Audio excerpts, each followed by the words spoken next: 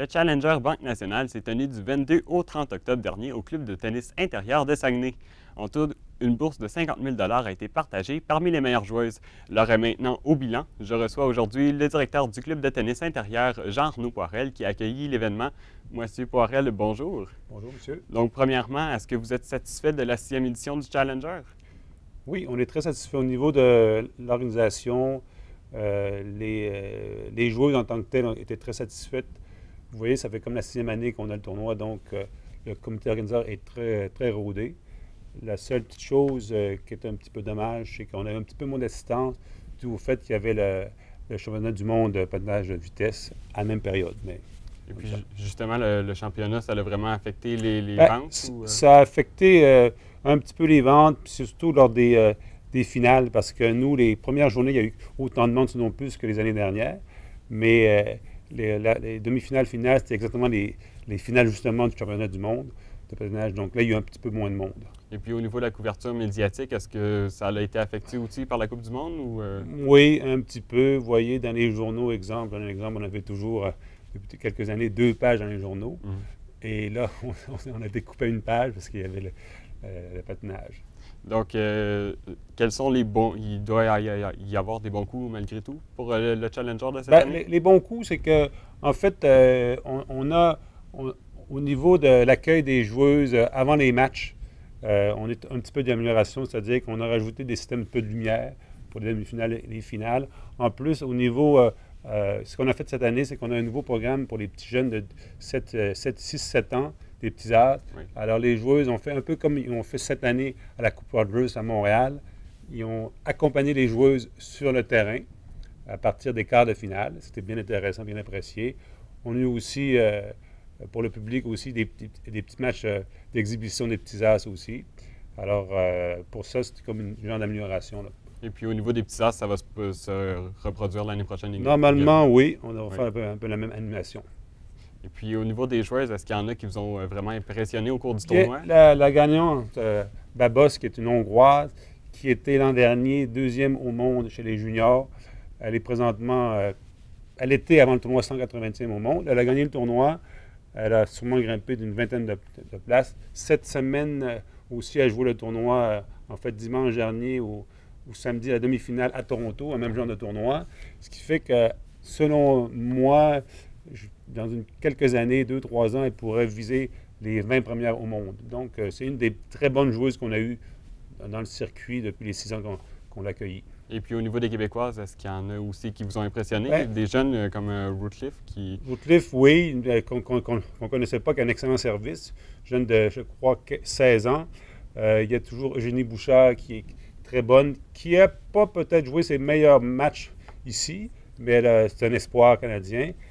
Malheureusement, on aurait pu avoir Françoise Abanda, qui est pratiquement la meilleure joueuse 14 ans et moins au monde. Et puis ça, j'imagine que c'est une déception qu'elle soit Oui, pas là. oui. Puis il y avait aussi une jeune fille de la région, Marie-Alexandre Leduc, qui aurait participé, qui aurait été bon aussi pour la couverture du tournoi. Mais on risque de l'avoir l'année prochaine, sûrement. Et puis il y a Valérie Tétrault qui faisait son retour au jeu à Saguenay. Ça Oui. va être un honneur pour vous. Oui, mais c'est bien. Elle voulait faire les 6 éditions. Donc, elle a fait les 6 éditions. Elle a quand même bien joué parce qu'elle s'est presque qualifiée. Oui. Puis, ce qu'elle nous a dit, c'est que peut-être que l'année prochaine, elle va répéter l'expérience. Elle va peut-être cette fois-ci s'entraîner un peu plus pour le tournoi, mais je trouve qu'elle aimait ça. Puis, effectivement, comme elle est assez connue, parce qu'il faut se rappeler qu'elle a fait la finale de la première année, notre challenger, bien, étant donné qu'elle est assez, comme je vous dis, assez connue, il y avait quand même beaucoup de monde aux qualifications pour la voir. Elle avait même un genre un petit groupe de fans avec écrit son nom en arrière. C'était assez la team Tétrault qui était exactement. présente, oui. Vous l'avez vu, oui. Oui. Donc, et puis justement, est-ce que ça a amené une couverture plus grande au niveau des médias pour ça? Oui, il y a eu quelques couvertures, il y a eu des entrevues à la radio-télévision peut-être aussi, je n'ai pas vu, mais peut-être dans les journaux, à la radio, on va poser des questions, pourquoi son retour, pourquoi elle avait arrêté, ces choses-là. Et puis au niveau du club de tennis, un tournoi comme ça, qu'est-ce que ça apporte? Bon, au niveau du club, c'est sûr qu'il y a quand même beaucoup de gens qui sont du club qui viennent voir le tournoi, mais il y a aussi des gens de l'extérieur, ce que ça fait connaître le club. Puis ça implique aussi beaucoup de gens dans le comité organisateur. On va dire que au moins 75% des gens qui sont dans le comité organisateur, ben non, 100% des gens de organisateurs, mais 75% des bénévoles sont tous des membres du club. Alors, il y a comme un sentiment d'appartenance qu'on fait qu'on veut avoir un beau tournoi pour montrer que le club de tennis Saguenay est en vie et qu'il est capable d'organiser des choses intéressantes. Et puis, c'est quoi les retombées pour le club de tennis, un tournoi comme ça? Bien, les retombées, effectivement, s'il y a d'autres, puis s'il y a des personnes de l'extérieur qui viennent voir les matchs, bien justement, éventuellement, avoir plus de monde qui joue. On a quand même des jeunes aussi qui viennent voir ça, des parents des jeunes qui viennent voir.